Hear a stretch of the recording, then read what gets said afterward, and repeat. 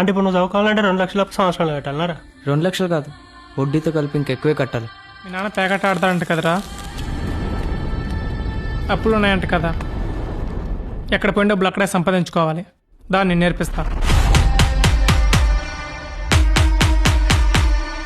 మీ నాన్న కూడా చదువుకొని గొప్పవాడవ్వాలనుకున్నాడు. కానీ ఎదిగిపోతున్న స్నేహితుల్ని, కష్టపడి ఎదిగి డబ్బు సంపాదించే వాళ్ళని చూసి తనలో అసూయ అనే పురుగును పెంచుకున్నాడు.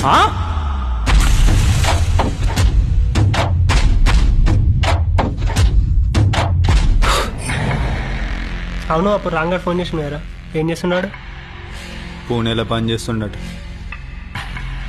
అవునా, ఎంత ఇస్తురంట? అప్పట్లో 15,000 ఇచ్చేది, ఇప్పుడు 18 ఇస్తురట.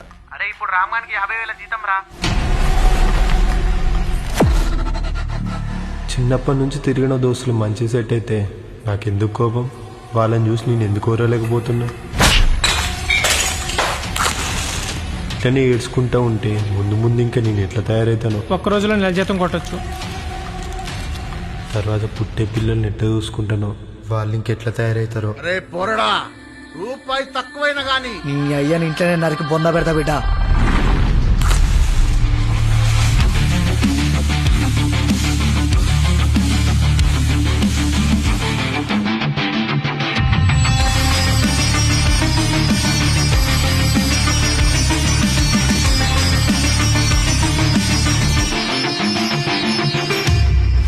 పోతే పోనీ అన్న, ఈ సంవత్సరం పైసలు మొత్తం కట్టేస్తా, పోయి మళ్ళా చదువుకుంటా.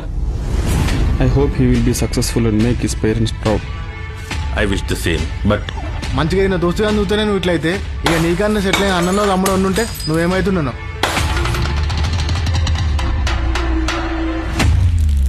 అరే రవి, ఆ పొద్దు 80,000 ఎట్లా కట్టిండో గుర్తున్నాదిరా?